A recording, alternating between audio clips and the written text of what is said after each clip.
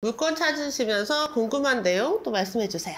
네. 또 질문은 87%로 낙찰을 받고 대금 미납을 한 거예요. 그래서 다시 경매가 열렸는데 보증금 20%로 해서 경매가 열렸거든요. 네. 근데 이게 87%로 낙찰 받아서 5억 7천 정도 되는 아파트였는데 제가 봤을 때는 이 낙찰자분이 실수로 뭐 낙찰을 받아서 미납한 것 같진 않아요. 금액도 그렇고 제가 뭐 실거래가랑 다 봤는데 뭐 이렇게 하자가 있다거나 실수로 낙찰 안 받은 것 같지는 않은데 또 다른 경우의 수로 못 받을 수 있는 뭐 뒤에 이유 같은 게 혹시 있을까? 미납 재매각이라고 하거든요. 네네.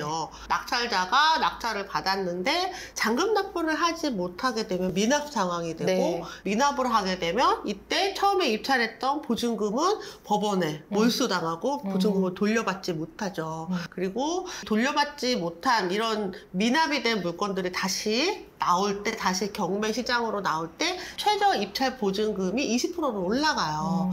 왜 그러냐면 다음번에 들어오는 입찰자야, 앞에 누군가 미납을 했어, 그러니까 너 이거 잘 보고 들어와 라는 약간 법원의 경고라고 보시면 돼요. 그러면은 왜 입찰자는, 낙찰자는 낙찰을 받고 왜 미납을 했을까? 여러 가지 사유가 있는데요. 일단 여기 이제 불허가 신청이 안 받아들여졌는지 그거를 먼저 파악을 하셔야 돼요. 그래서 문건 송달 내역이라고 오른쪽에 있거든요. 그래서 거기를 클릭을 하면 낙찰자가 어떤 재수취를 했는지를 볼 수 있어요. 서류를 제출을 했다거나 뭔가 이 낙찰을 무효시켜달라고 뭔가 서류 신청을 냈다거나 그런 내용이 있는지 먼저 확인을 해봐요. 근데 그런 서류가 들어왔는데 법원에서 그 불허가를 내주지 않고 그냥 허가를 내주면은 그것도 어쩔 수 없이 이제 미납이 될 수도 있는 거고요. 실제로 그런 경우보다는 본인의 문제일 경우들이 많아요. 예를 들면 대출을 받는 게 불가능한 상황이 됐다거나 본인의 어떤 사정으로 인해서 혹은 그 낙찰을 잘못 낙찰받았다고 생각을 한다거나 그래서 이 두 가지 거죠. 하나는 이 물건이나 낙찰 자체에 하자가 있고 또 하나는 본인의 어떤 개인적인 문제. 근데 이 낙찰 자체에 하자가 있었다면 이제 법원에 뭔가 서류를 제출하고 제스처를 취했을 것이고 그렇지 않다면 그런 내용들이 없을 거예요. 그래서 낙찰된 날짜를 기준으로 뭔가 서류 제출이 돼 있는지 먼저 확인을 해보고 그게 없다면 이 사람은 아마 본인의 문제가 아닐까 싶어요. 특히 이게 대출이 어렵잖아요, 요새. 대출을 못 받는 상황인 분들이 계실 수도 있고 그리고 생각보다 자금 상황이 여의치 않아서 대출 금액 한도가 안 나온다거나 아니면 보증금 뭐 이런 자금 계획을 잘못했다거나 해서 잔금을 미납을 할 수도 있고요. 또 하나는 일정이 늦어지는 경우들도 있어요. 그래서 계획한 날 잔금을 하지 못하게 되면 얘가 재매각이 뜨죠. 보증금 20%로 해서. 그리고 그 두 번째 매각 기일이 정해지는데요. 그 날 대기 한 3일 전까지 잔금 납부를 하시면 그러면은 이제 소유자가 됩니다. 낙찰자가. 조금 늦어지는 거에 대한 지연 이자는 내셔야 되는데요. 그렇게도 이제 일정이 늦어지시는 분들이 그렇게 하기도 해요. 특히 뭐 세금 관련해서 조금 늦게 잔금을 해야 되는 경우에는 그렇게 미납이 된 상태로 재매각 나왔다가 잔금 납부하는 경우들도 있습니다.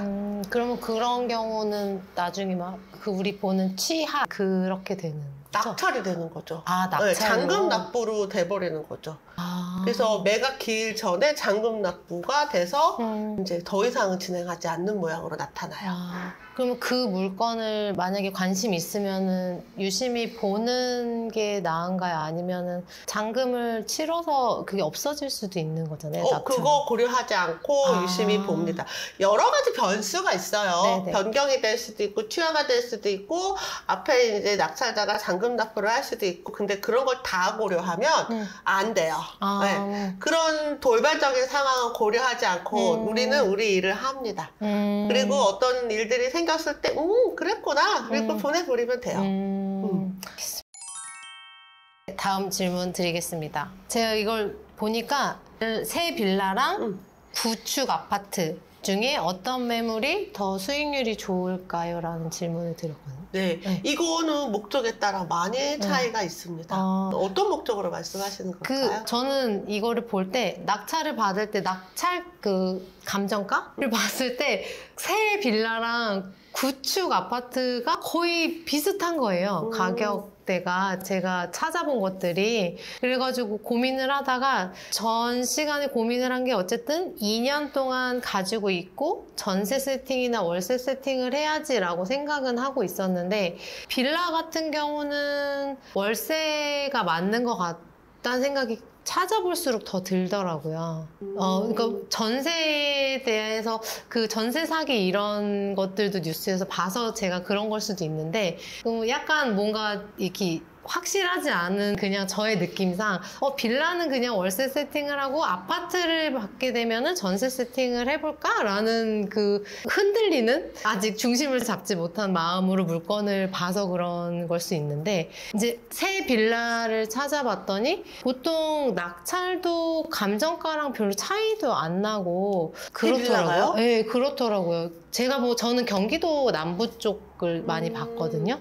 그래가지고 그럴 거면은 구축 아파트가 더 나으려나? 라고 고민을 하게 됐고 근데 제가 생각한 게 틀릴 수도 있으니까 혹시 새 빌라나 구축 조금 연식이 오래된 아파트 중에 어느 게 더 나은지 한번 여쭤봐야겠다라고 생각합니다. 일단 첫 번째는 감정가는 고려하지 마셔야 돼요. 네, 감정가는 중요하지가 않아요. 그리고 뭐 경기도 빌라가 감정가에 가깝게 낙찰이 됐다라고 하셨는데 그럼 감정가가 저렴했다는 뜻이에요. 네, 신축 빌라들은 원래 감정가가 좀 높게 나오는 편이거든요. 왜냐면 처음에 분양할 때는 좀 높은 가격으로 분양을 많이 했잖아요. 지금 빌라 시장이 굉장히 안 좋지만 네. 기본적으로 새 빌라, 신축 빌라 같은 경우에는 가격을 좀 높은 가격으로 분양을 하면서 다운 계약서도 많이 써요. 그거 아세요? 아니요, 몰랐어요. 다운 계약서는 뭐냐면 내가 이 빌라를 신축을 해서 분양을 할 때 처음에 입주하는 사람에게 이렇게 얘기를 합니다. 이 집이 2억 원이에요. 그런데 1억 5천에 매도할게요. 근데 서류상으로는 2억 원이라고 써줄 거고요. 대출이 1억 4천이 나올 겁니다. 1,000만 원만 있으면 이 집을 사실 수 있어요. 라고 분양을 하는 게 이제 신축 빌라 분양할 때 다운 계약서 하는 거예요. 그러니까 대출 가능 금액을 높게 하기 위해서 분양가를 업하는 거죠. 네, 실제 계약은 이것보다 저렴하게 하니까. 그러니까 이제 실제 거래되는 가격보다 서류상으로 얘는 2억 원으로 기재되어 있어서 보통 신축 빌라는 감정가가 좀 높은 게 일반적이다. 근데 보신 물건 같은 경우에는 뭐 조금 낮았던 것 같아요. 그런데 감정가는 사실 그렇게 중요하지 않고요. 우리가 입찰을 할 때 기준 가격 뭐라 그랬죠? 근데 빌라는 실거래가를 찾아볼 수가 없어요. 실거래가를 아파트는 똑같은 물건들이 한 단지를 이루고 있잖아요. 네네. 빌라는 한 블럭을 이루고 있어요. 그러니까 같은 그 빌라의 실거래가를 보는 것이 아니라 이 지역의 전체 네네네네네. 블럭 지역의 가격을 보는데 빌라의 실거래가도 사실 신뢰하지 않아요. 계약서를 얼마든지 업다운을 많이 하더라도 티가 안 나기 때문이죠. 그래서 우리가 전세가를 기준으로 보고 있어요. 전세가를 기준으로 실제로 이 물건을 산다면 얼마에 살 수 있을까? 실제로 이 물건을 판다면 얼마에 팔 수 있을까가 지금 전세가 기준으로 보고 있거든요. 전세가보다 이 지역에서는 한 2천만 원 더 높은 가격이면은 거래가 돼. 이 지역에서는 전세가보다 한 1,000만 원만 높은 가격만 거래가 돼. 이렇게 본단 말이에요. 그래서 전세가를 기준으로 시세를 확인을 하는 거예요. 아마 그 지역의 낙찰가가 높았다는 거는 감정가가 좀 낮았다는 거고요. 그리고 그 낙찰가는 전세가를 기준으로 얼마 차이가 나지 않았거나 뭐 전세가 기준으로 왔다 갔다 했을 거예요. 자, 빌라 같은 경우에는 그렇게 보고요. 사실 구축 아파트나 빌라나 제일 중요한 건 가격이에요. 두 번째는 입지고요. 입지보다 가격이 더 중요해요. 왜냐면 얘를 수익을 내기 위해서 우리가 하는 거기 때문에 네네네. 내가 여기서 10년 동안 계속 투자를 하겠다라기보다는 우리 보통 길어야 2년 이렇게 네. 생각을 하기 때문에 음. 아주 장기적인 관점까지 고려하지 않죠. 더 저렴하게 낙찰 받을 수 있다면 사실 뭐 빌라나 구축 아파트나 별반 의미가 없. 의미가 크게 차이가 없다. 다만 이제 월세는 빌라 하기가 수익률이 더 높고요. 낙찰가가 더 저렴할 수 있으니까. 그리고 월세 수익률이 내가 투자금을 대비한 거 대신 월세율을 말하는데 네. 빌라는 월세가 좀 높죠. 네네. 근데 그에 비해서 아파트는 이 매가가 좀 낙찰가 자체가 빌라보다는 높기 네네. 때문에 보통 임대 수익률은 빌라가 더 좀 높은 편이고요. 전세로 세팅을 한다는 건 앞으로 오를 걸 기대한다는 네네네. 거니까 그런 면으로 보면 아파트가 더 유리할 수도 있는 건 사실이에요.